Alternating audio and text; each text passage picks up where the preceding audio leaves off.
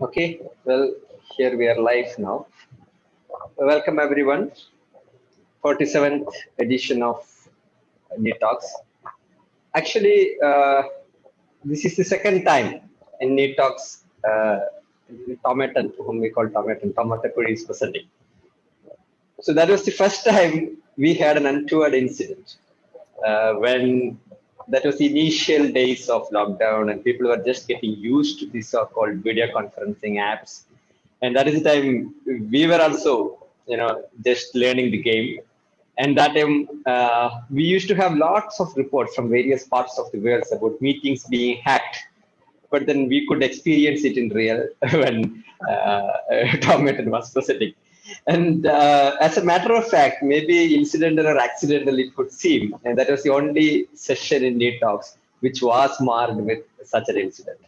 And we had thought, like at a later stage, we will bring him back because he has lots to say to the world, and his characters have a lot to say to the world. And he has not come alone. You can see two of his people behind him.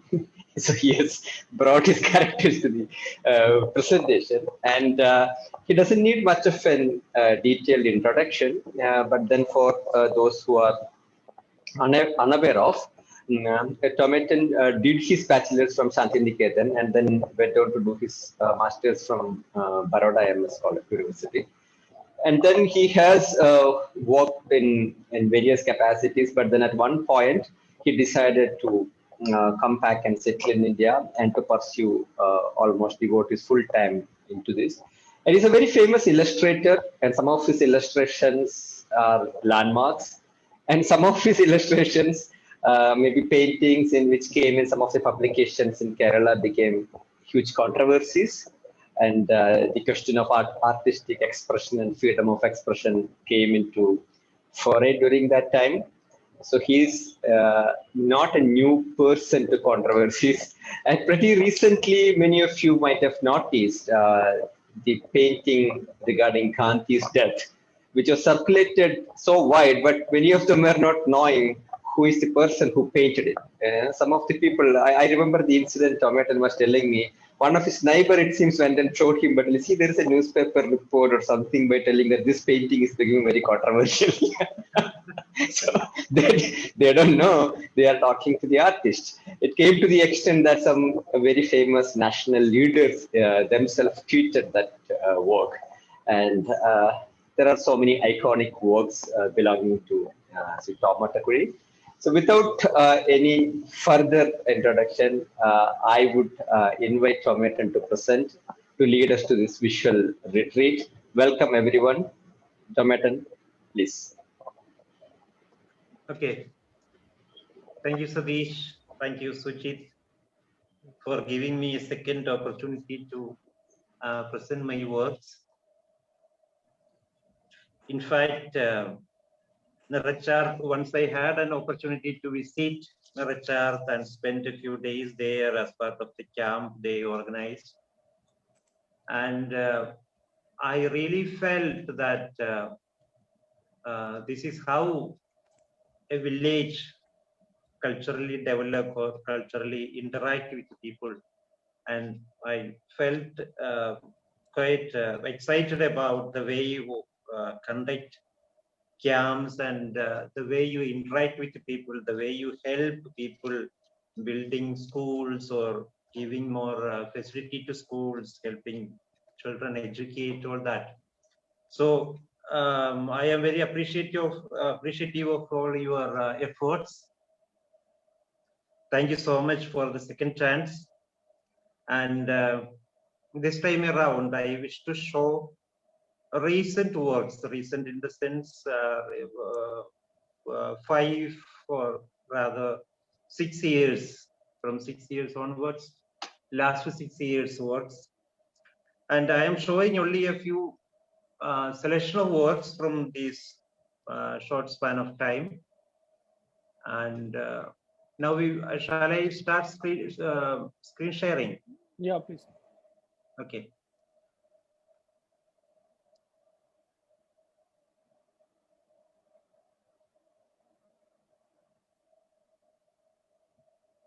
Okay.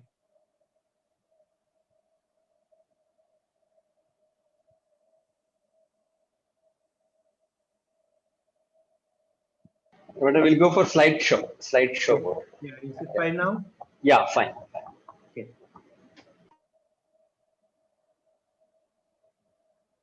Now, I have just given a title, The Visible and the Invisible. I feel that a painting becomes a painting when we deal with something invisible through the images that we create on the painting. Because painting is not about just what we paint on the surface, but it's about what we are not painting on the surface, what it evokes, what it insinuates. And it is the capacity of that what makes a painting a beautiful painting, I believe. So I have always been trying to paint what is not painted. So that's the challenge that I feel I am into, or I am addressing with. So I'm showing you few slides from, say, 2015 onwards. The title of the work is Evening. And it has got to do much with my childhood memories and emotions, feelings that I felt during my, so to say, solitary childhood.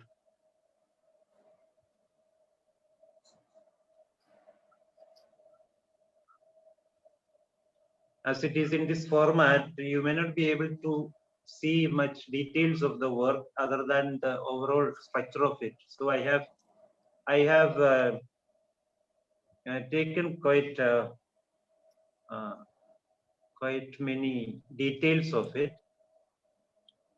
Yeah, incorporated details. This is one detail of one portion. Only when we enlarge it, we are able to see it. There's a cow, maybe a lonely cow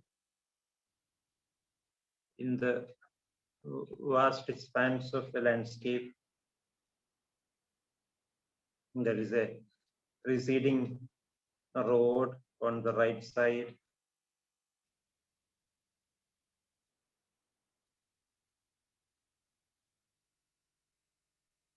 This is another detail. There is a body of water, and you can see the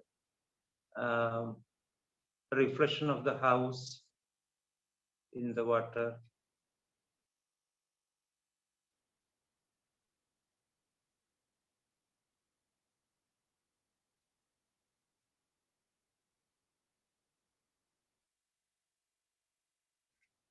This is another work titled Song of the Dusk. This also comes from such Kafkaesque-like of experience, sort of deserted landscape, no sign of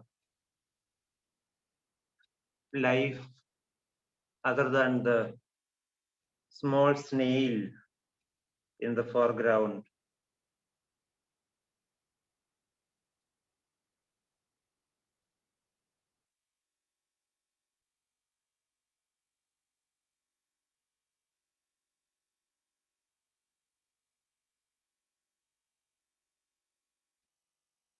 This is the tiny snail in the foreground.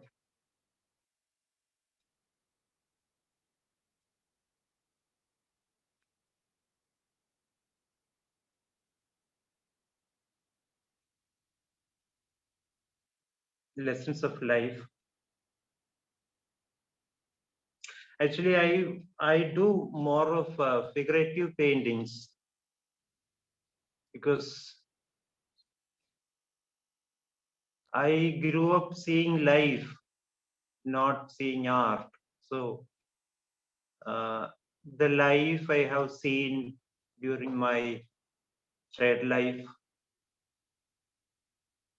have made a strong impact on me. So I am more close to life, close to people. I am close to them emotionally.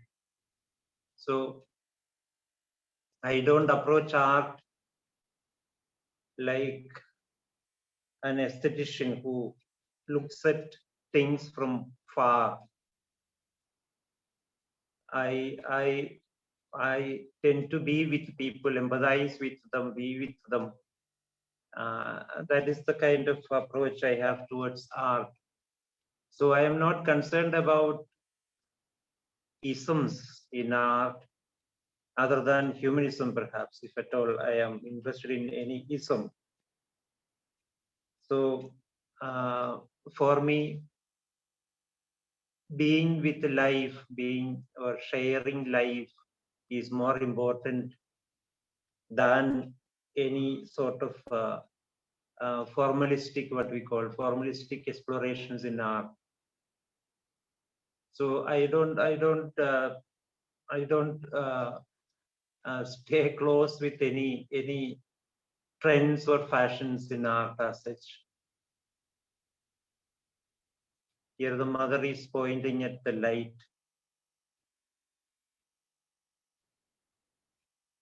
There is a detail. And for me, these expressions and gestures are more important. I think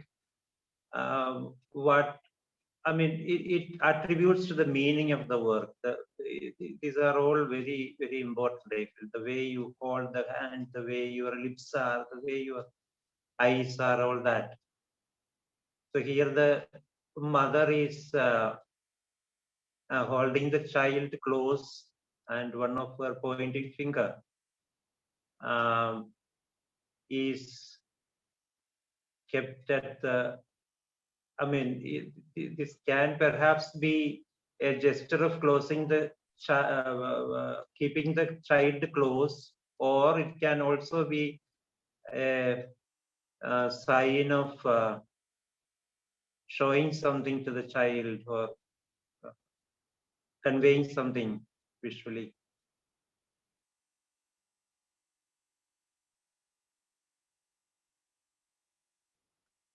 I used to do, as Sadish mentioned at the introduction, I used to do illustrations for quite some time. And I got into illustration because I thought illustration could be one way of bringing art close to the society. Because I have seen artists from Chandaniketan, where I studied, they make different sort of efforts to bring art close to society. A lot of stories are there of Nandalal, Abanindranath Tagore and all. So what all efforts they have made to make art close to society and make art a way of life. So that way it has somewhere influenced my line of thinking, and I thought art should go hand in hand with the society. So publication being a public platform where it goes to the tabletops of every household, I thought illustrating could be an opportunity to be with the people, or to disseminate a sort of visual literacy among people. So that was the motive for me to begin illustrations. And when I do illustrations, I approach it as a free painting. I take the essence of the story, and then I make my own work, not merely as a visual representation of the scene narrated in the story. I capture the essence of the story and then make it into a visual form. Maybe the house, it is the backyard of a house, and it reminds me of my ancestral home that I have seen in my childhood days. The grinding stone and the window nearby and the light falling.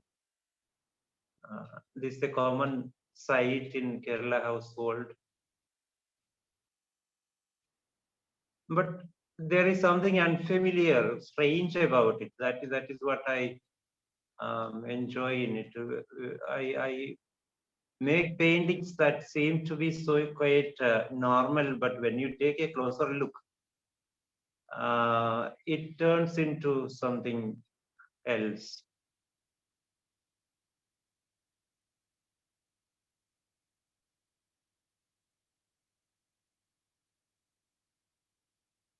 Here in the small details, you can see the dog there. The dog is like a predator, and the little chicks there. There is a sense of fear or uncertainty what the dog is going to do in the next moment. And when I painted the hen, I was reminded of Kadambanita. Kadambanita is a poet who wrote a poem called The Mother Hen. I mean, the poem is about a mother hen giving advice to her young chicks about how world is and how you should live and all. So I was reminded of that when I painted it.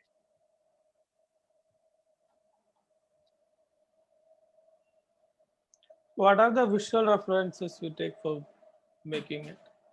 Sorry? What are the visual references you take to make it? Like to Sometimes I do study from my surroundings. Sometimes I make my own son an object of study, and maybe my parents. So here in this, the elderly person here sitting, my father was alive then. Okay. So I have taken reference of him. Okay. In the sense, I mean, we won't be able to remember or memorize every part of body, you know. For each gesture, each change, the pull of the muscles or the structure, it changes. So you need to study that sometimes. Yeah. Not sometimes, quite often you have to study. So I do studies like that. And then with the case of these illustrations, you won't get a kind of unqualified time to do it. You have to do it in a short span of time, maybe in a matter of 2 or 3 days, you have to finish the work and give, because many of the writers will give their stories in the last moment. Then it has to go to the press. By the time they complete editing and also, I have to complete the work and give. So most of these works are in a hurry-burry manner. So here this chick running, and there is a kind of unseen predator, and the dog here, and there are bones. Many details are here. There is a outer shell of a coconut, cut trees for firewood. I mean, things that we usually associate with the backyard of a house. And there is a kind of discarded or thrown away doll, naked doll. Did you hint at some sort of abuse or some sort of sexual abuse or something like that with that naked doll? Yes. It's there. Some secrets in the family or some skeletons in the cupboard, and even the shadow on the wall. One of the shadow, I don't know whether you intended it, looks like a cobra, like a patti vidarthiya sarpam pole undu. There is a sense of fear pervading in many of my works, which is not fear of any person or character in the depicted in the painting, but this is something reflective of the time we are going through, I believe.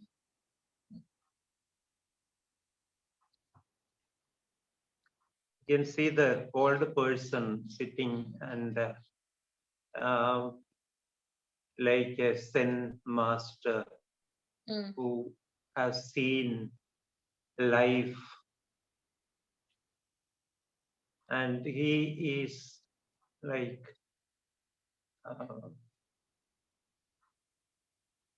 he is into a kind of deep thought or contemplation over whatever happening outside in the sense we can see the situations there in the foreground. Could I ask you how long each painting of yours takes approximately? Not That is what I mentioned. This is an illustration. You don't get more than 2-3 days to do. I mean, within this time, you have to read the story. You have to internalize it, and you have to find what gives kick to the writer to write. I mean, the crux of it, and then from that crux, I start my journey. I mean, how to transform that into a visual language, and to visualize and to execute all that you get is 2-3 days. Then it's amazing because So usually sorry. No, it's amazing because usually illustrators use line drawings or Indian ink drawings, which are like very quick and slapdash, whereas this takes loads of effort, what you have done for an illustration. I enjoyed it because I took it upon a challenge, as a challenge upon myself, to see how my visual repertoire can be expanded. I mean, otherwise, when we paint, what happens is that, like a blindfolded horse, we are going in one direction alone because the thought comes from ours only. Now, the germ of the idea comes from somewhere else, and then I try to internalize that idea and then I visualize it. So the kind of visual syntaxes and visual scope I need to expand more to capture what the writer has in mind. So that's a good exercise. I felt that has helped me in many ways. This is another example of story painting. This is perhaps the last one I did as an illustration. I mean, a couple of illustrations I did in the last issue, and they are intended actually.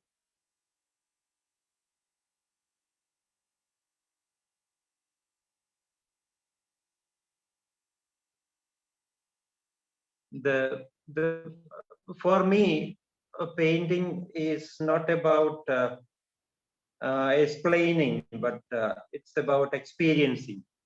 So I don't have much to talk about a painting other than experiencing it.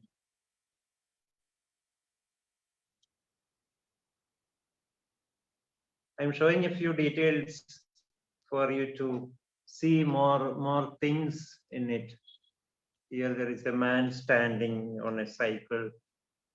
The candles burning, and there is a kind of offering box in the center of it, and the kind of atmosphere, dusk time, I mean, this time is something very special to me because this time is very live in my mind.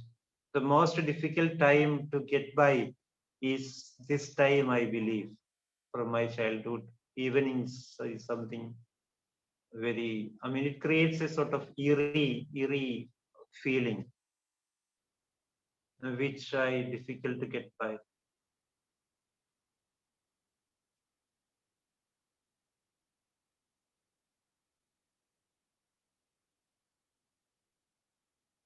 In the evenings, you see the little lights, the illuminated light against the dark.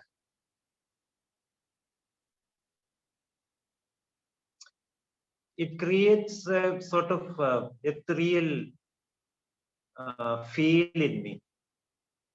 So I was trying to capture that. Okay, this is perhaps the last illustration I did for the periodical. And as you mentioned, it became quite controversial,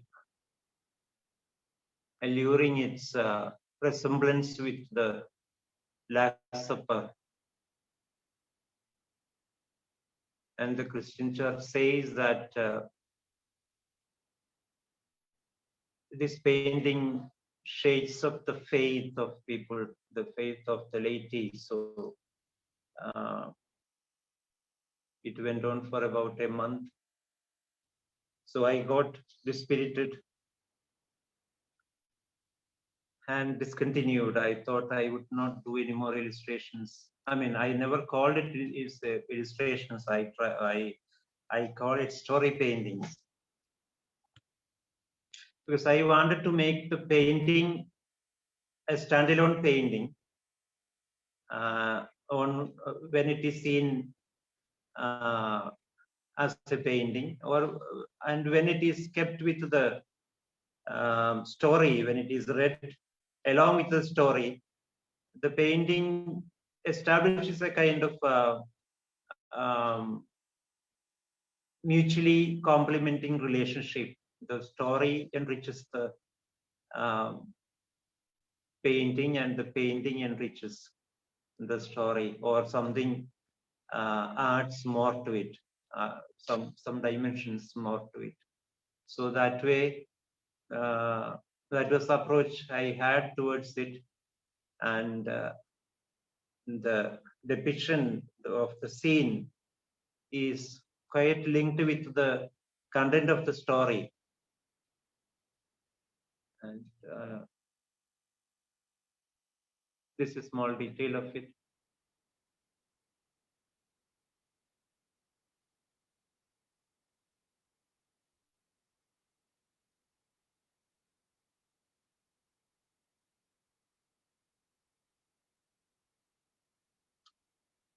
When I paint this bell, I'm reminded of Bruegel. In one of his paintings, there is a bell hanging on a long, tall tree, and the skeleton is striking the bell. Yeah. Which painting is this? Bruegel or Bosch? Bruegel, yeah.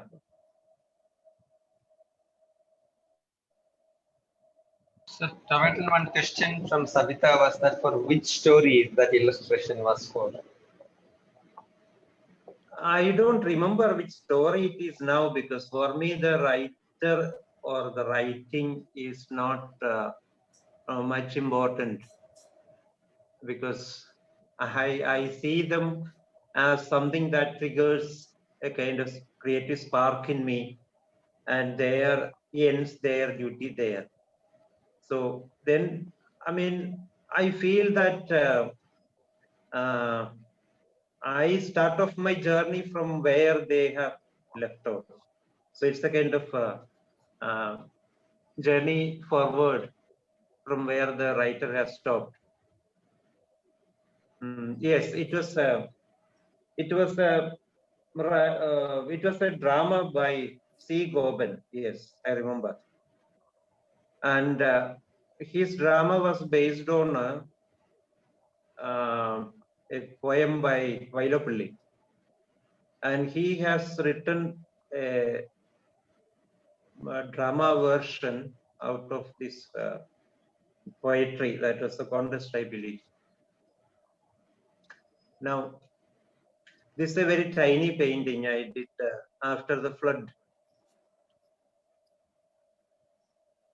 It's very, very small, 30 centimeter by 30 centimeter. And I composed it with hands. On all four corners, you see hands. Yeah. And I was quite impressed by the intervention of the fishermen to help out people trapped in the flood. And here some droplets you can see.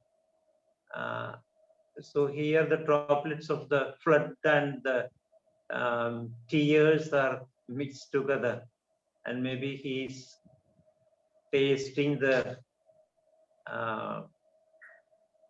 tear drop. I mean, I was quite impressed by the amount of empathy these people showed towards the people towards the people who were suffering, which is quite exemplary, I felt. And this painting was done to help raise fund to help the affected people. This is a small painting I did for that. This is another work titled The Painting Studio of a Local Artist. This can be a bit of autobiographical. Not only this, generally there is an element of autobiography in all my works.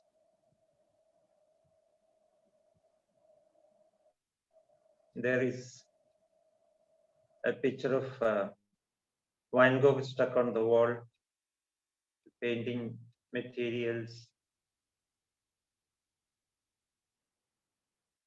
There's a broken mirror here.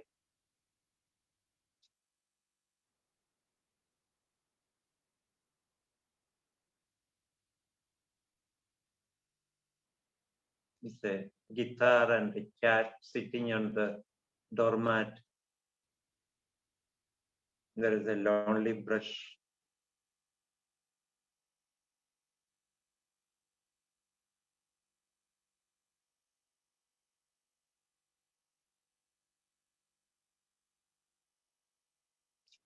And he is drawing the light. He is trying to capture the light. He is trying to draw the window through which the light comes.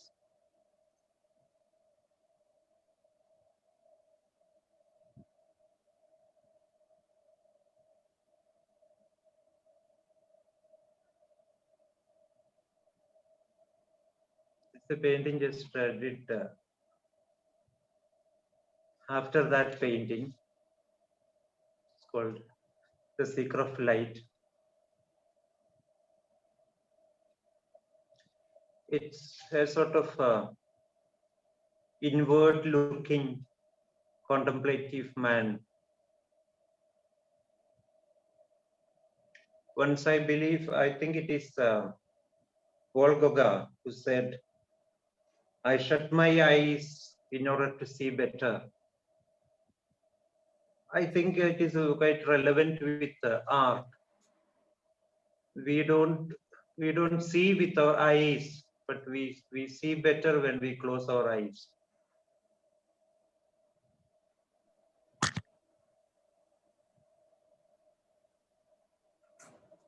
This is another work, Song of the Dusk.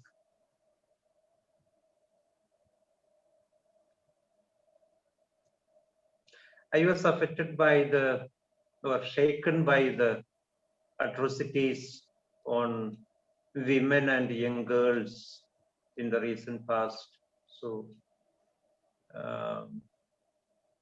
in the earlier work, you saw a naked doll lying. I mean, all these have such references actually. And in this work also, you can see a doll here discarded like that. And there is a national flag here,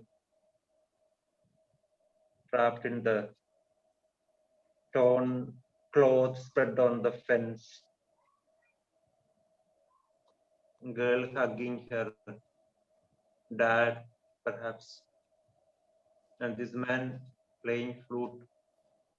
I was reminded of my father when I painted it, because he used to play violin, and after a day's work, around the time of dusk, I remember he would sit at the veranda and play violin, and sort of melancholic tune he used to play.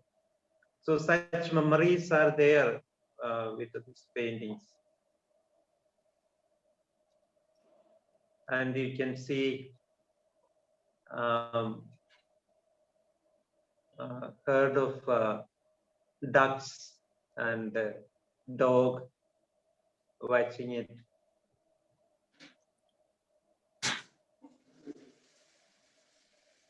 You can see a lady standing against the wall looking at the sky.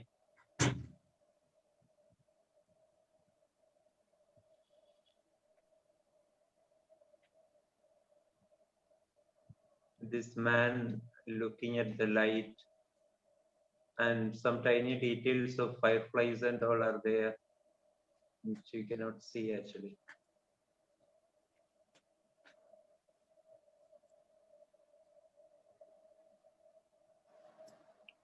This is another work titled Vision After the Sermon. I was influenced by Paul Gauguin's painting. He also has painted a painting with the same title, and I have taken it after him. That painting you might be remembering. The angel in tussle with another figure is painted in the backdrop. The background of a painting, and in the foreground you can see apparently nun-like figures in prayerful gestures. So I was quite impressed by that painting. And there is a tree sort of a thing, no? In that tree or something. Yes, there's a tree. Yes. Yeah. So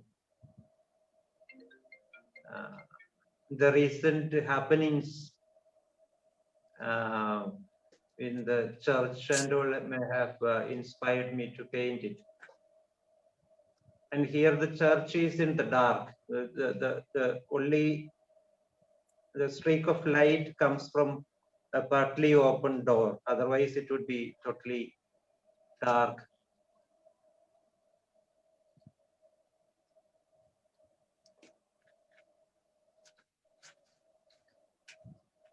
And the clock has no hands here. And the light on top is from the stained glass.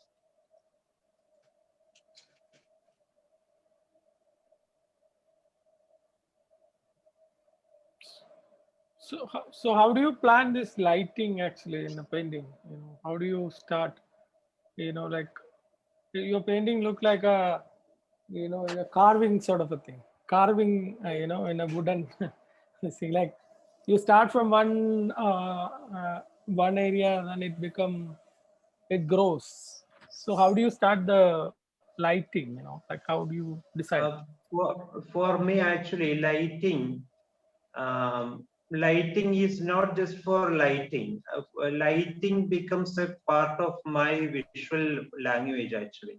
Yeah. So it has a role to convey its content or convey a certain kind of meaning. So light is part of my visual language, I believe. So I plan it. I when I visualize it with the light. Okay. That is how I do it. So this Baroque lighting and all, like, it's got any sort of influence or something like Caravaggio? I don't know. I don't think the Baroque lighting has influenced me. What influenced me mostly is the light I have seen growing. I have grown seeing in my childhood life. My family is a farmer's family. So I remember in my childhood days when they spread out rice on the courtyard for drying, no? Yep. To drive away or to fly away hens or crow and all, they used to assign me. So I had nothing else to do other than simply sitting and watching. So I used to watch the passing light and the slowly moving shades and all. Simply when I sit looking at the courtyard. So such things have influenced me, I believe. Okay. So definitely these artists have done a wonderful job. I mean, Baroque, all those artists. I like their works. Caravaggio, Zubran. Caravaggio, all that. Zubran. See, the difference is that they use light as a common approach towards art. Yeah. But here, with me, I use light as part of my visual language to convey its content or meaning. That's the difference between. Sorry? No, not here. അത് എൻ്റെ ശബ്ദമല്ല. Okay. Yeah.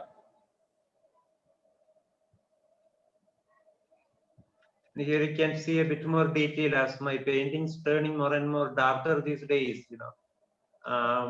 Here there is a torn garment, maybe got torn in the tussle, and there is a trumpet. There's a candle lying with, it is almost dying out. There is a little of blue ray of blue light at the base of the light.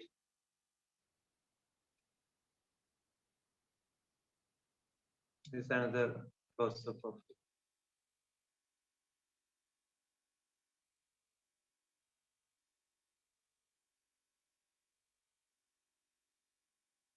So the dark figure is winning over the angel here.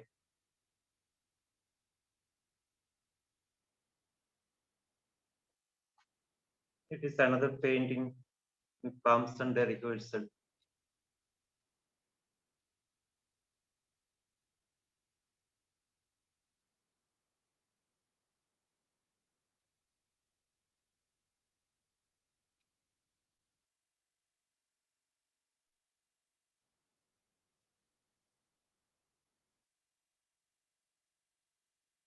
There are other images here on the tabletop. There is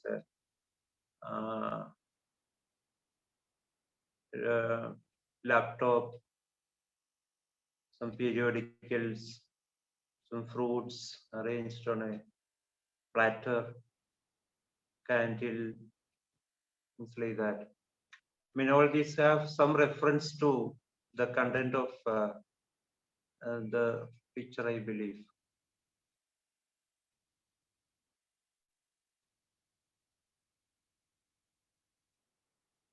Another work titled Song of the Dusk.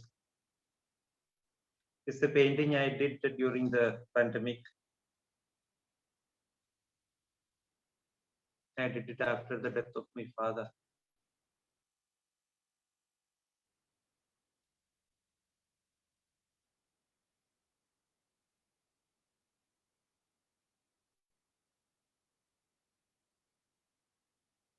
Here the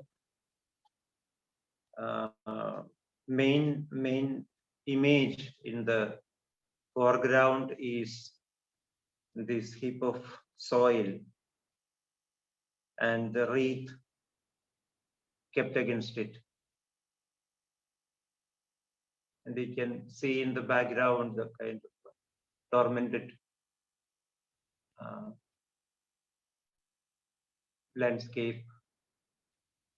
It has lost its green, it's turning red. You can see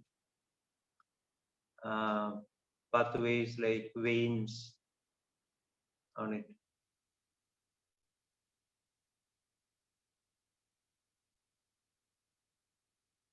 And the church is almost dark. I mean, there is no light in it. And if at all there is light, it is only on the tip of the church.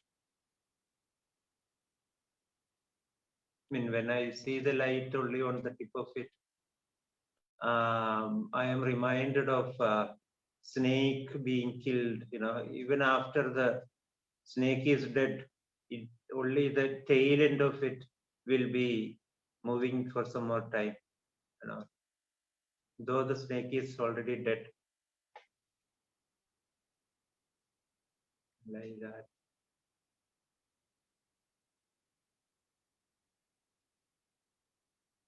It's a detail of and here also I have used that bell.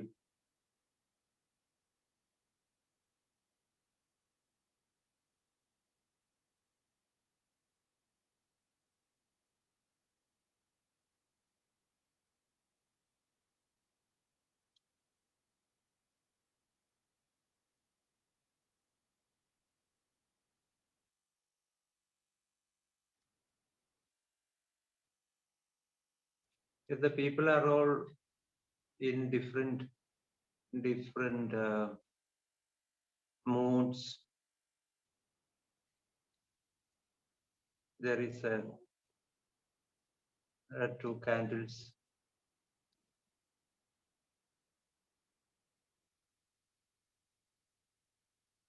And the grave is not painted, I mean, only a suggestion of it. The focus is to the heap of the soil here in the foreground.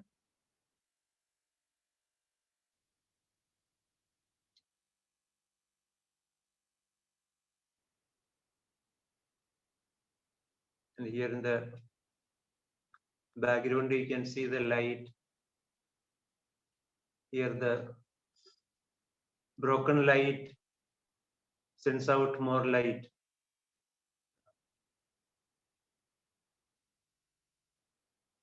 I mean, this light has no cover, so maybe that is why it sends out more light.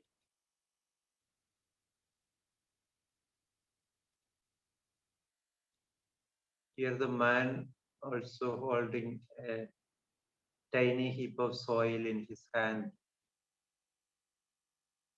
And here the date written on the cross is the date my father died. So I have just written the same date for me to remember.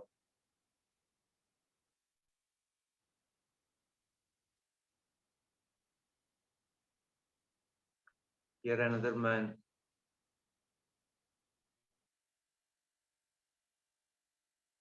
I mean, here in the Christian church, there is a practice of throwing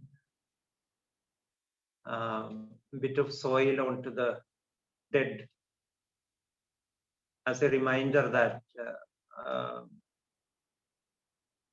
man is eventually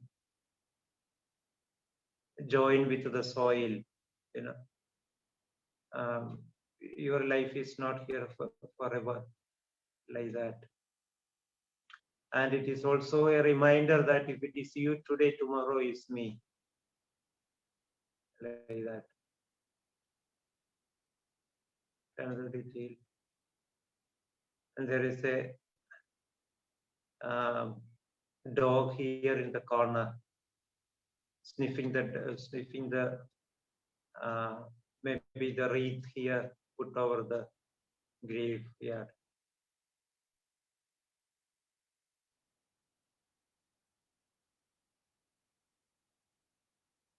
It's another lady.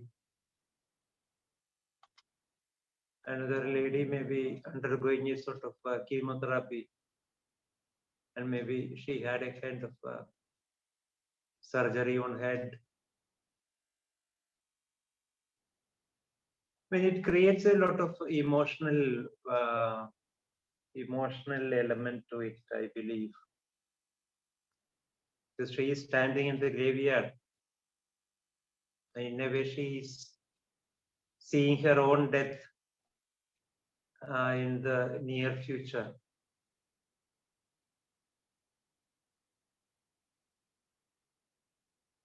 There is another painting called Rose and Lotus.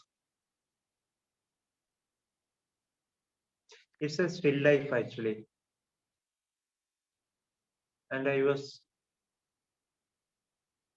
trying to see how a still life can be turned into something meaningful that would give an insight into the current situation we are going through.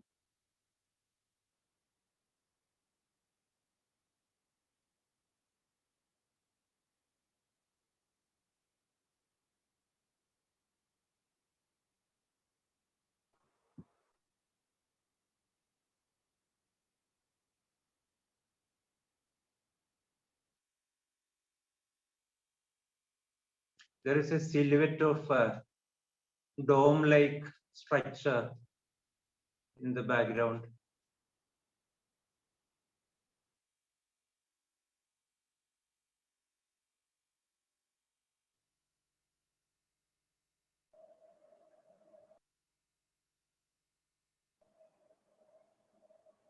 Here you can see a burnt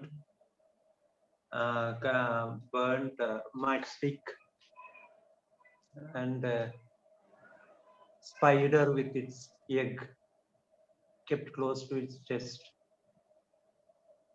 I mean, I add tiny details to the paintings, and I appreciate. I mean, I wanted only a careful viewer to notice such finer details and adds more dimension or meaning to the painting.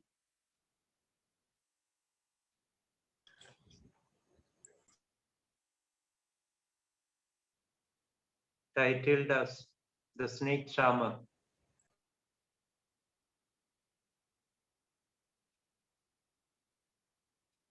Contrary to what we are normally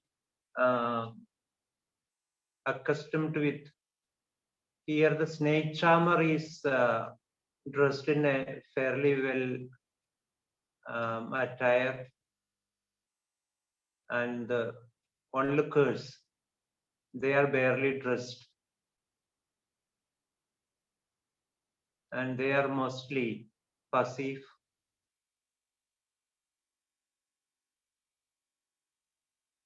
maybe helpless also.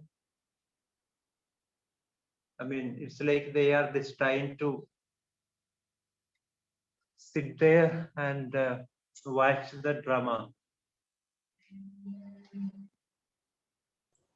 The faces of the audience seem similar. Yes, almost similar. I mean, there is no identity as different individual like that. I mean, you see it just as crowd.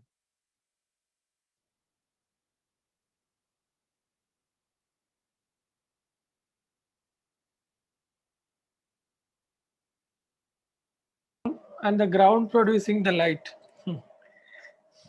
Yes, light is quite less here in this work. I mean, only on the ground.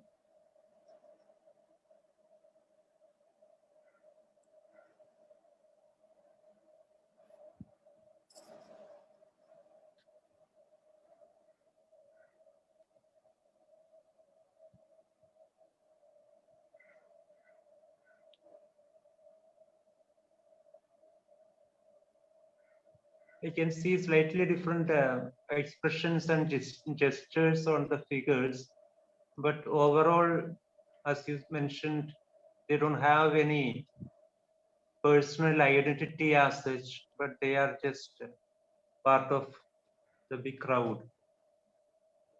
But all male and no mustache? Yes, such things are not very important for me. I mean, the individual particular features are not very important. I mean, I just wanted it like a crowd with no identity. I mean, all looking almost the same. And if you see here, you can see some expressions like, here the boy is closing. I mean, the elderly figure here is closing the eyes of the child, and the child itself is putting its hands over it, and then he is closing his ears, and here the figure is closing his mouth, like that. It's like they have no voice, they are silenced at the thing happening in front of them.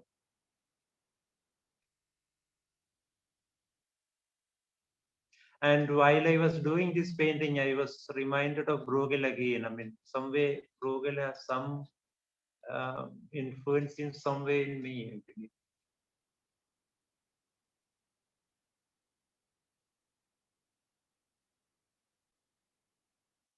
There is another close-up.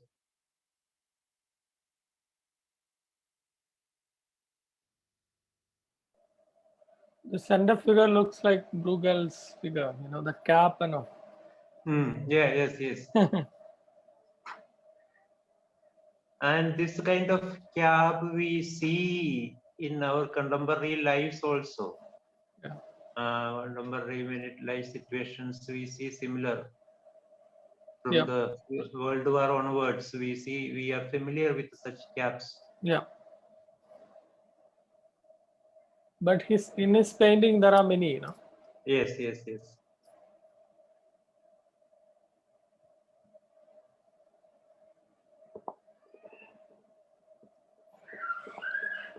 When I am just showing you some more details like how the painting looks like, otherwise you don't see how it is painted. I really enjoy painting the details like that.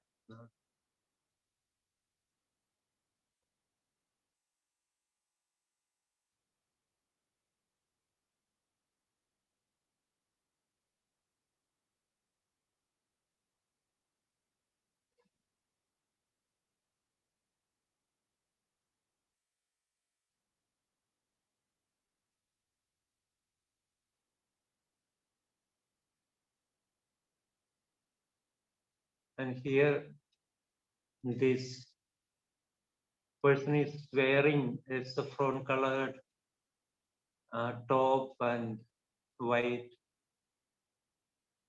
lower attire, and the monkey in green.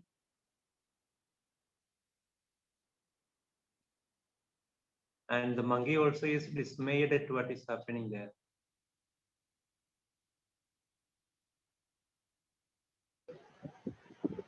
So, when there is a show, like an entertainment, if one doesn't like it, he or she has the option to not to see it and go back.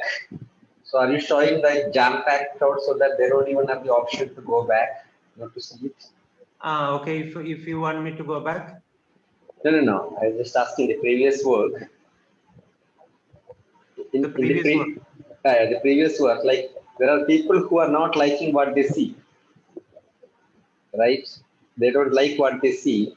So normally, if you don't like a show, you can go back, right? You don't have to sit and see that. So are you showing that jam-packed crowd to show that you don't even have the option to go back or not to see it? You are compulsorily forced to see that? Yes. It is like that. They are just forced to sit there and watch the play there. You know, it's evident from their gestures. No, Thank you. they look quite resigned actually. You know. Now this is the death of Gandhi. I mean, this is not in oil but in gouache.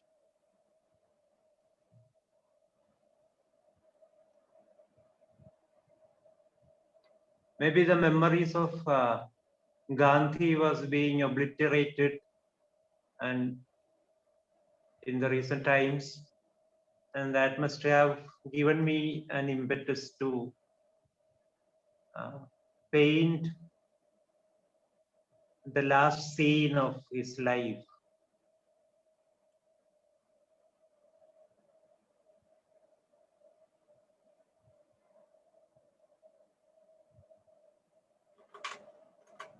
I was interested in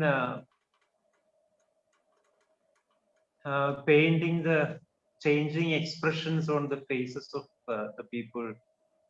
I was reminded of Goya when I painted it. I was reminded of many of the Renaissance masters who painted the lamentation over the dead Christ. There are quite many paintings during the Renaissance, you know, so similar paintings. And here the posture in which the Gandhi lies itself is something akin to the dead Christ. The way he kept his hands and a little twisted posture he has.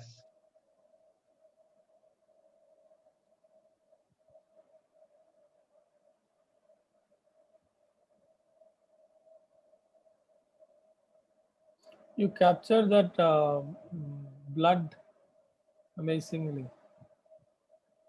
The color of blood, you know, like.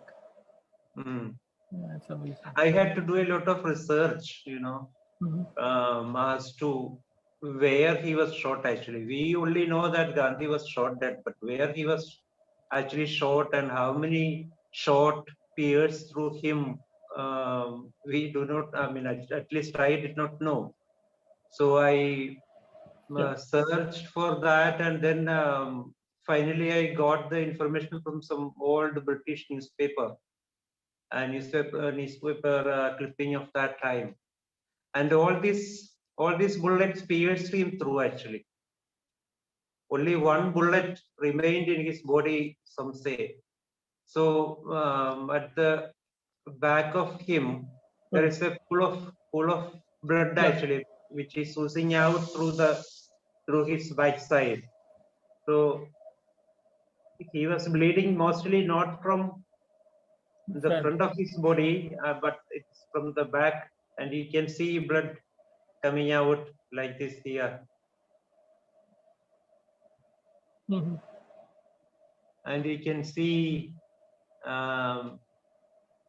strains of blood on this lady at the back, to suggest that Gandhi slowly fell back onto her and slipped down to the ground.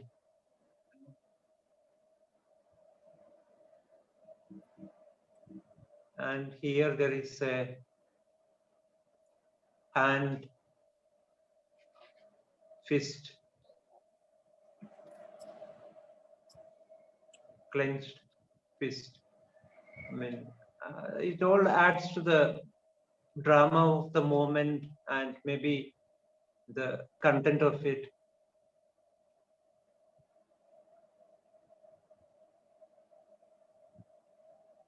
Expressions of different kind. Actually, I really enjoyed painting it to bring in different sort of expressions.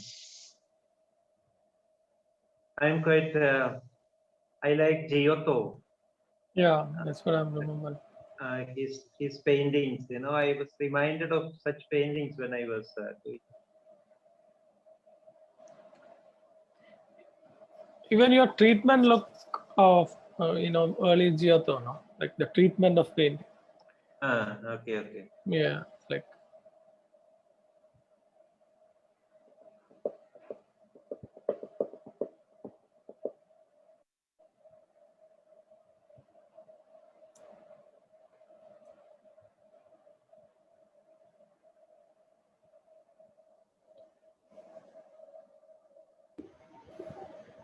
Tomato Yes. ഒരു തരി speed കൂട്ടാണ്. Sorry? ഒരു തരി speed കൂട്ടാം. Speed button. Okay. And here is these expressions of these figures with hands covering their face and head.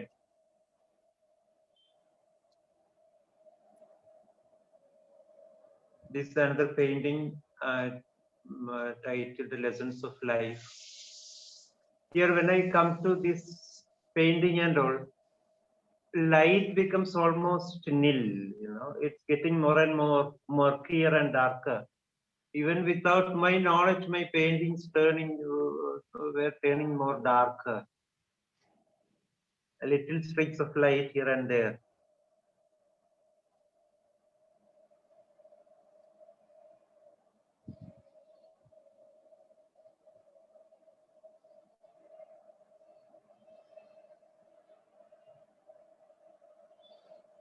And when I paint, I try to devise the painting in such a way that the atmosphere around the scene also comes into the painting. So here I have tried to bring in the feel of an atmosphere through the reflection here.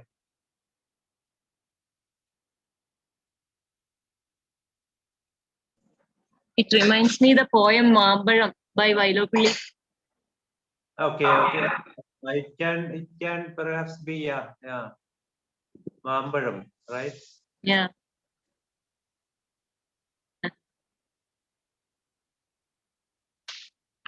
I did it during the COVID time. Okay. There are many details in the foreground. You can see bugs, flies, and toads and all.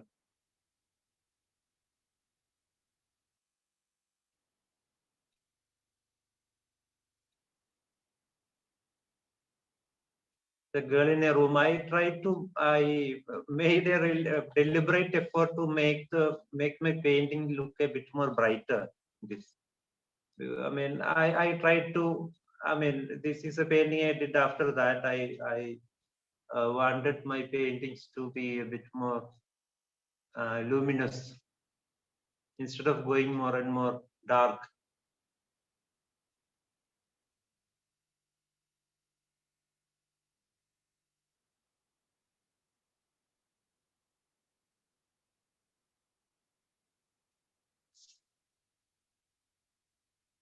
Despite that, her expression is something different.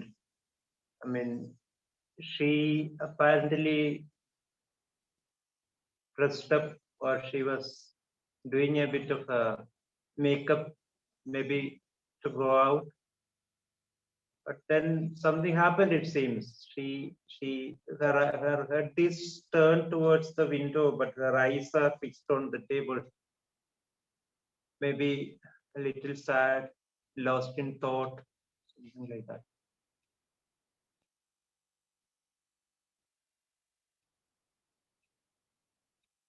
detail of the table.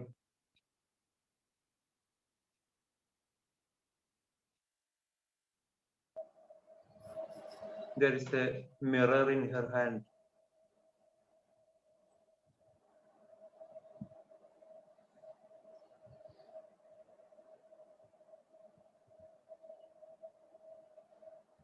And a painting called Teenager. This also is done during the lockdown time when children were having online classes at home. He is apparently studying a kind of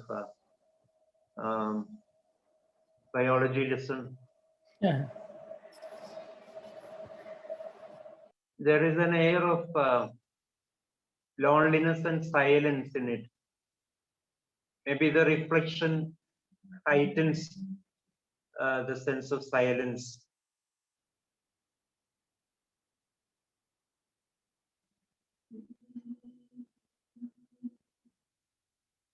You can see the cross section of hibiscus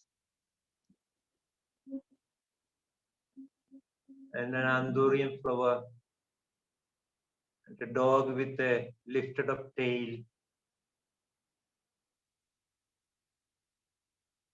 Such details.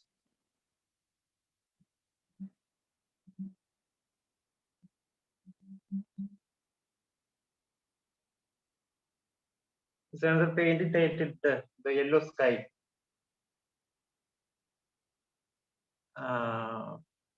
As time passes by, I'm going a bit fast actually.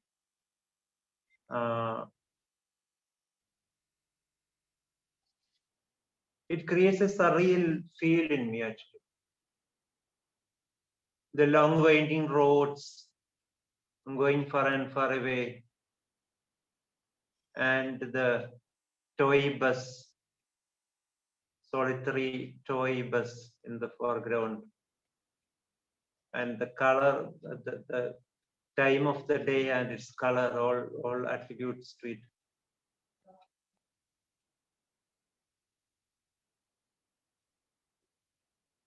A small detail of that.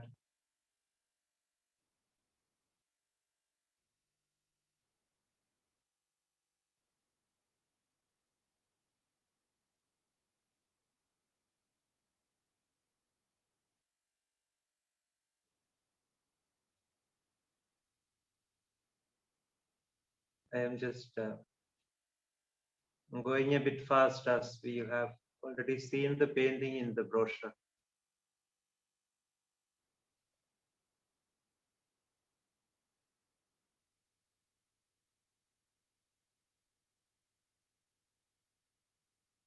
This is another painting called A Soulful Conversation. It's about 9 feet by 6 feet.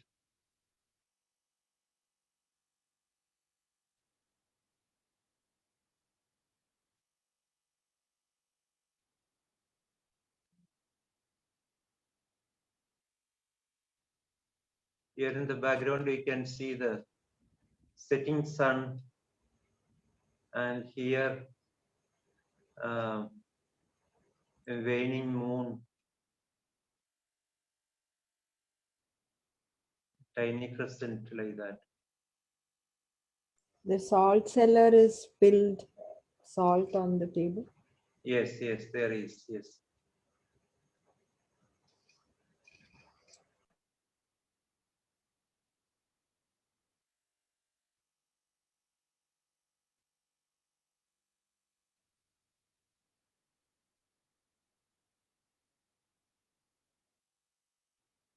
You So can is see that the crescent there. symbolic of Judas? Sorry? So is that symbolic of Judas? I mean, are you trying to say that this is? It's all up to the viewers actually. I mean, how they want to refer to it. I mean, I don't, I leave the painting open-ended for the viewers to come to their own conclusions based on their own experiences.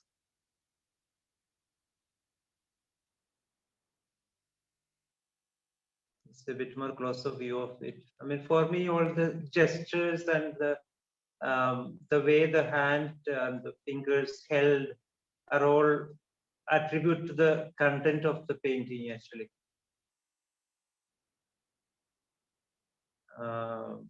When I was painting this, I was reminded of some painting of Caravaggio. I have seen some gestures like that. I mean, I just recalled that.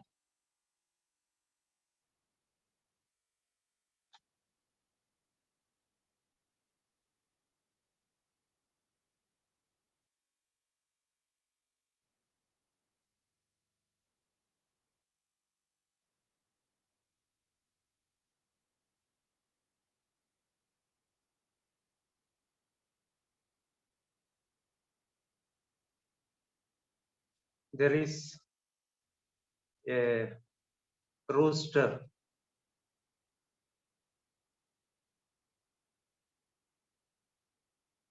walking away.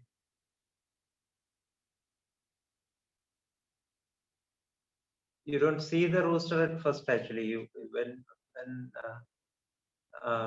Only after you see all the other images, when you take a closer look, you come to notice the rooster in the dark.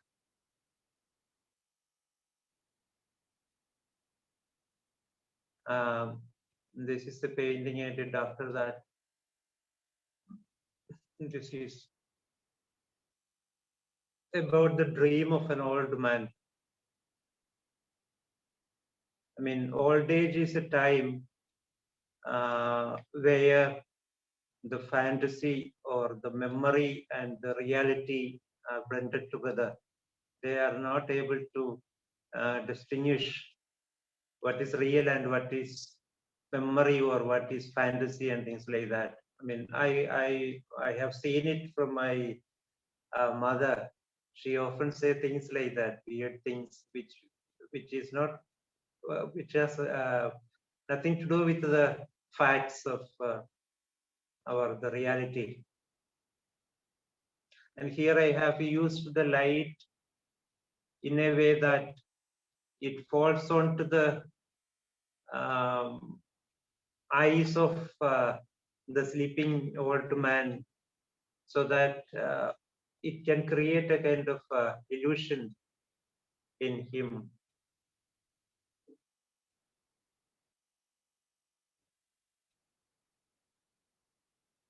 I mean, that is only light in the painting. You see some details.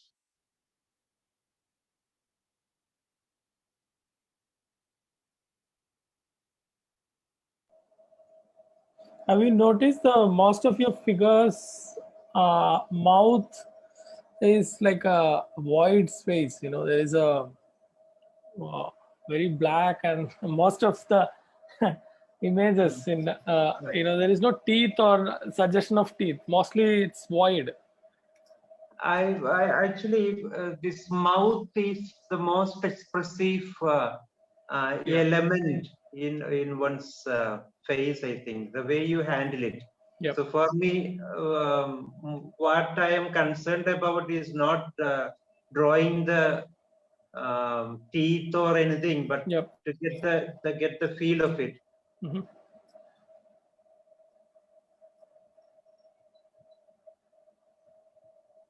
They are apparently playing hide and seek. Yeah. But she doesn't seem to be so ordinary a girl. I mean, something strange about her.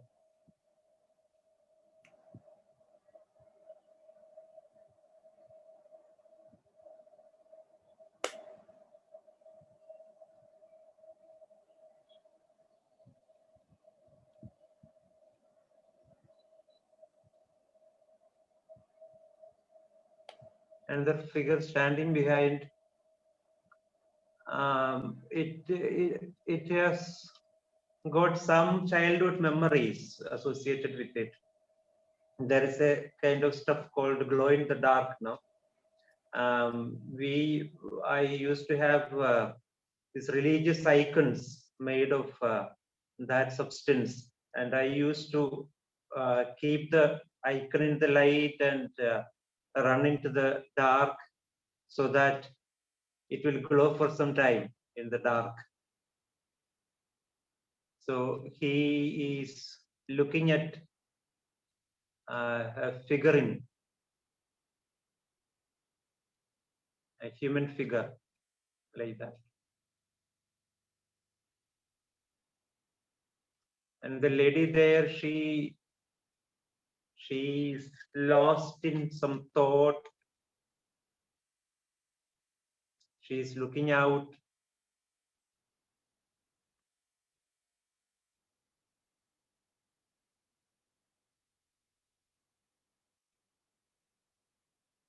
And here at the bottom, you see a little butterfly trapped in the room.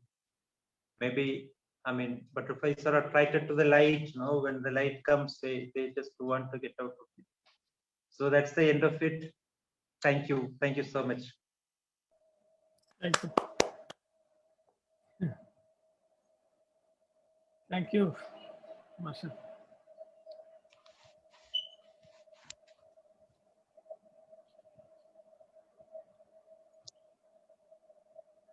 Now, discussions can be taken. So Savita was asking a couple of artists, right? Sorry? No, somebody was asking your liking of artists. Kurbe and one more. Was that Savita?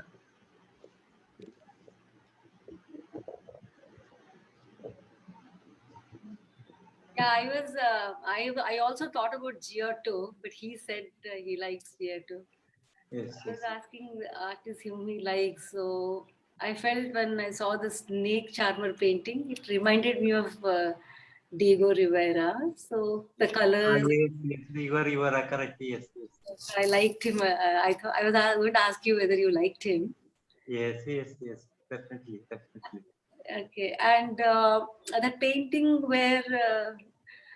Sorry to hear about the demise of your father. I mean, that painting is very poignant. It's haunting. Okay, okay. So that reminded me of this painting by Gustave Courbet. He has one painting called Yes, the yes, Burial yes. of something. It's called. So I just wanted to find out: do you like this artist? Actually, I like all of them. I grew up, as I said in the beginning, I grew up seeing more of life than of art. And then what I recollect is the sort of melancholic film songs I used to hear in those days, you know. And these melancholic film songs had a special charm. Many people used to play that. And maybe they feel identified with such songs, you know. So that has played some role in formulating my sensibility, I believe. And I appreciate all these artists. I don't have any godfather like painter. I am appreciative of almost all the painters. And for me, if the painting takes me out of the painting, if the painting, I mean, what I'm trying to say is that kind of quality of sublime, no? So if a painting has an element of sublime in it, that entices me actually. So I am quite appreciative of all these artists. It's simply outstanding work. I mean, like I'm a Keralite who lives outside Kerala. Oh, really? Okay. Yeah, but your paintings, it reminds me of my grandparents' home and any typical Keralite home. There is one kind of mood and light that comes across so well in your paintings. It's super. Thank you. Thank you. Thank you so much.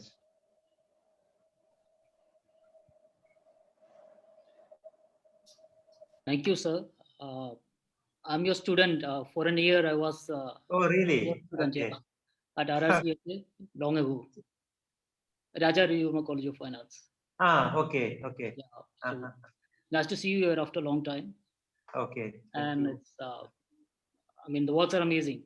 the light in it is quite phenomenal. It transports you immediately to a different dimension. Okay, okay. Thank you. Your good name, please? Arun. Arun. Yeah. Arun Okay. Dev. Arun Dev. Arun Dev. Okay, okay. Thank you, Arun. Yeah. So there are a few questions in the chat now. Like, do you see? No. Were the questions or statements? Most were Statement. statements like appreciating the work and all. I don't remember any specific questions. Did I miss anything? Can you just check it? Can I ask about that still life with the rose and the lotus? The stalks of the lotus seems almost like the legs of the spider, and the flowers is Yes, also, yes, correct. Yes.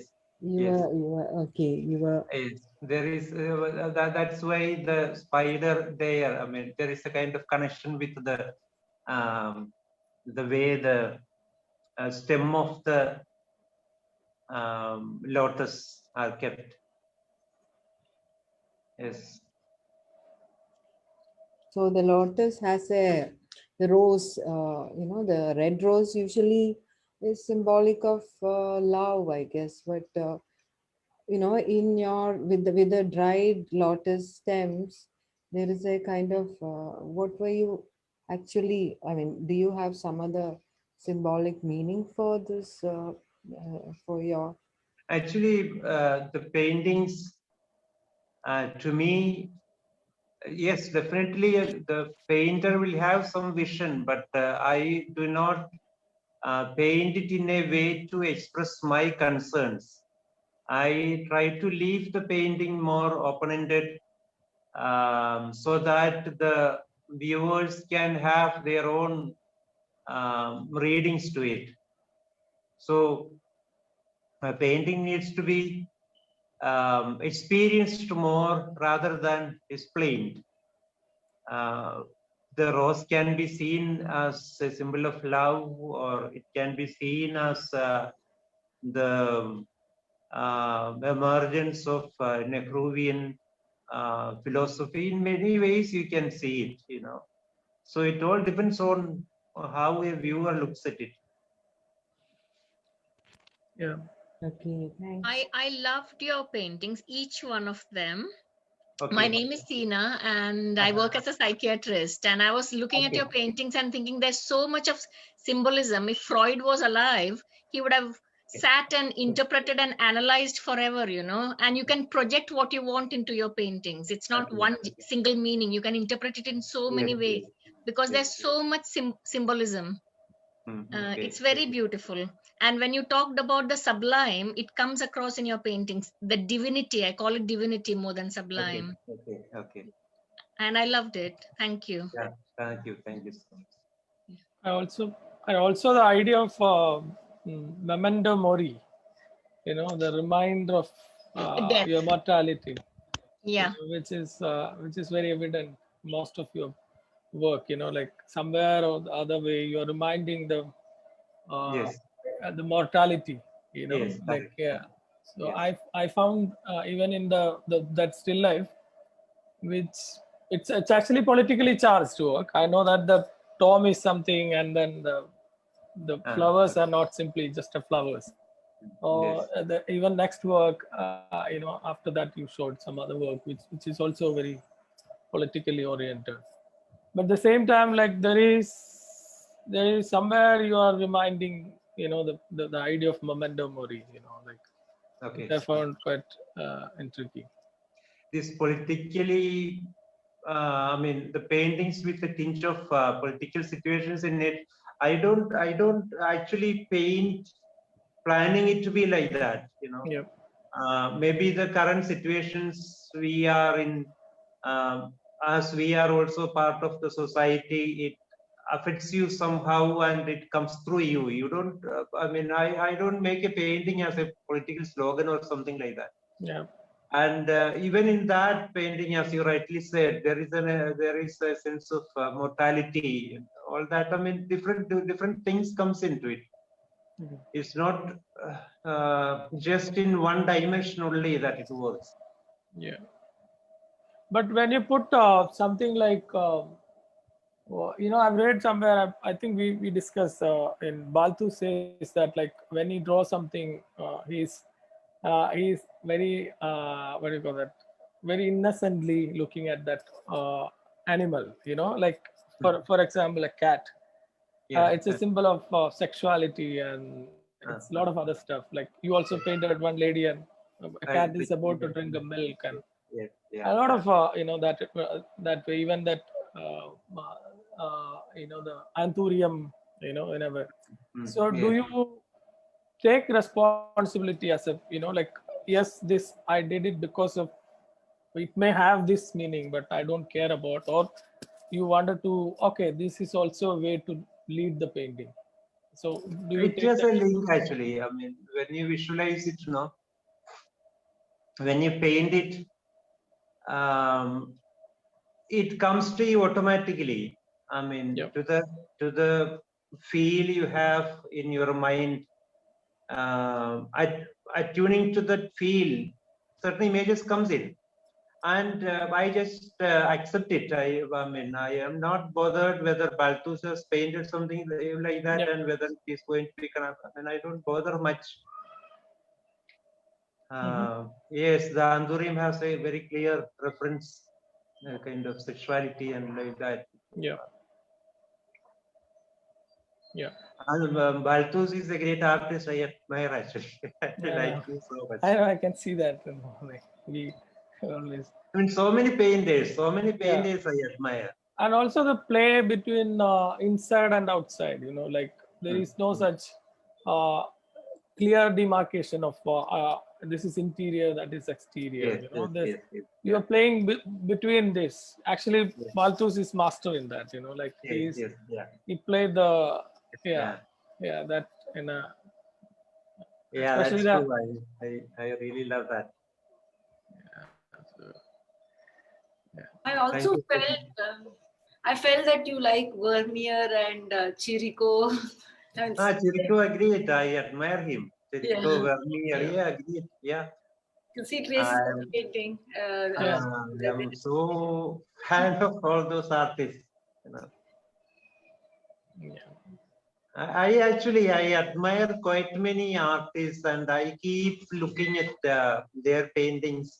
Like people have a habit of reading books. I have a habit of seeing artists, and I keep looking at it for a long time. And when I see their paintings, my heart begins to throb. So I am quite. I am, what to say, emotionally attached with quite many artists and their works.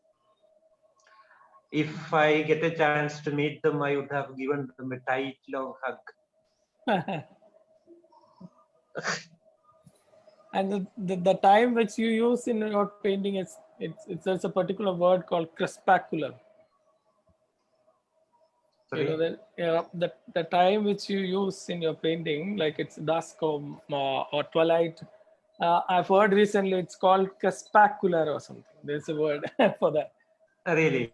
Okay. Yeah, actually, it's again Cherico is saying in one of his interview, like it's a very rarest interview. So in that, there somebody's asking what kind of mood you are creating, like what is the lighting or the time. And he said crepuscular. He says. Okay. Yeah, so there's a word for that. Yeah. Okay.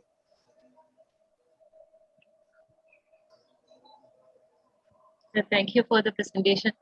And do you find illustrations helping a lot to think more and more, or is it affecting badly or something like that? Are you doing illustrations helping you? Illustrations actually. I had my childhood when I used to see a lot of illustrations, and these illustrations actually brought me to painting. I used to see illustrations of Nambudiri, mainly Nambudiri and AIS. In those days, we never used to have periodicals in my neighborhood. I used to go all the way to the nearby town to buy these periodicals, not to read, but to see the illustrations. And there used to be a periodical called bi-monthly or bi-weekly it was, Katha, like that. In that, there used to be only stories, so that I could see more of his illustrations. I learned to draw figures through Nambudiri, actually, I must say, Nambudiri and AIS.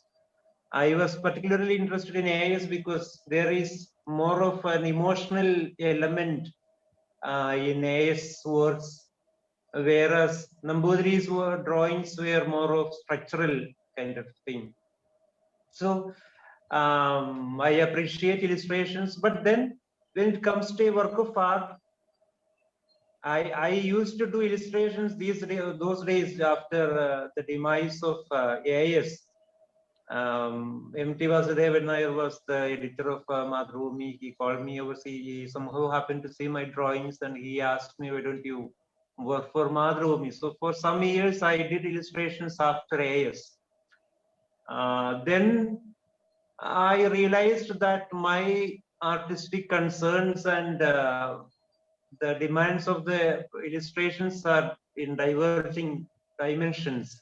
So it became quite taxing for me to do illustration, as if I have to wear another dress or another frame of mind to do illustrations. Then I stopped it. And then afterwards, when I approached it differently, like an extension of my painting. So that way, it's a question of how you approach it. That is a decisive factor, whether it is going to hamper you or help you.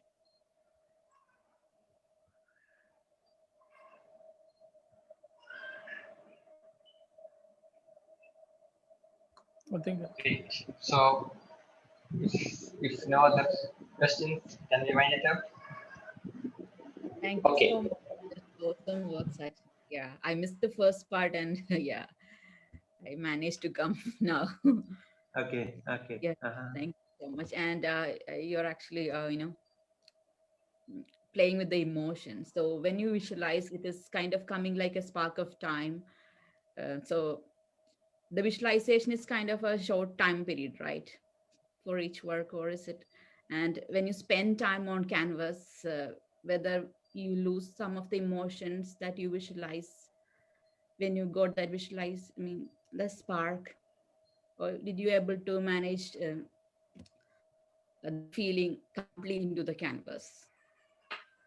With regard to the illustrations, it is true. I mean, you get a very short span of time to visualize and internalize and then execute it. That's true. Actually, personally, I am a bit lazy person. So such kind of tasks made me to work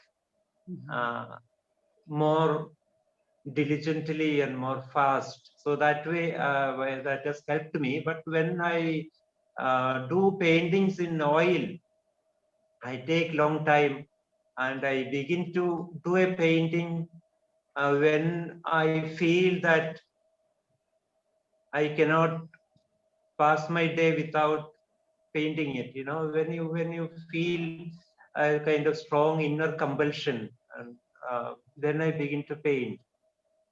Actually, I started painting with the painting in my mind. I have more or less. I mean, though I am not so clear about the details of the imageries and things like that, but the feel I have in that. I am moved by the feeling. So I begin a canvas with that feeling. So it takes time. And I am never happy with my work, so I feel myself an infant before the masters. So I feel more and more smaller when I see such great masters. Thank you. Thank you. Thank you. Nimmi Melvin. Nimmi, I am familiar with you. You are, yeah, you come on Facebook and all. Okay, thank you. Thank you. Never met in person. Okay. Thank you so Yeah. much. So Nimmi came for our first 2 camps, and I think Tomatin came a bit late. So you would have sat in the same place and drawn, but never met. Okay. Okay. So thank you very much, and this is a visual treat. I hope like whoever sees this will come and hug you, like how you would have hugged the masters you mentioned. Okay. So thank you very much, Tomat, and thank you everyone who attended this here and also in Facebook. We will meet next week, next Saturday. Thank you. Thank you, Masha. Thank you all. Thank you. Thank you.